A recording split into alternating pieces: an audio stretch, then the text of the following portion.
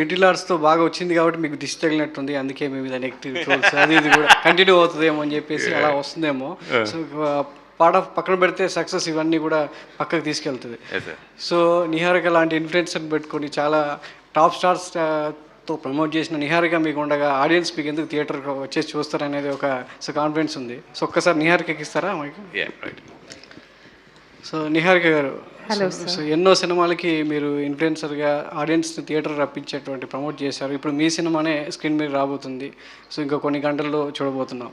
So, ఎంత impact ఉంటుంది ఆడియన్స్‌ని మిమ్మల్ని చూడాలని థియేటర్ రావడానికి మీ రోల్ ఎంతవరకు ఇంపాక్ట్ చూపిస్తుంది? Honestly I have no idea sir. This is my debut.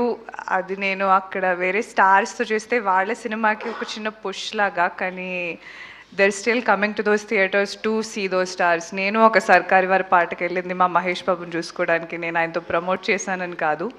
So I'm not sure of the impact because నేను కొత్త. But the role I'm proud of it.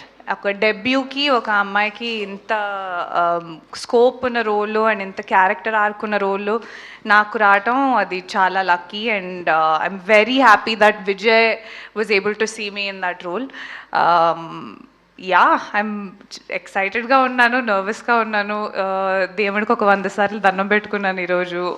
And మీరు ఒక చిన్న గణేశాన్ని కూడా నా బ్యాగ్లో పెట్టుకుని తీసుకొచ్చాను. ఏమవుతుందో ఐఎమ్ జస్ట్ హోపింగ్. ఇప్పుడు ప్రెస్ మీట్ అవ్వగానే వెళ్ళిపోయి ఒకసారి థియేటర్లో చూడాలని. నేను ఫుల్గా చూడను కూడా చూడలేదు ఇంకా. సో తెలీదండి. సో, అంటే ఇలాంటి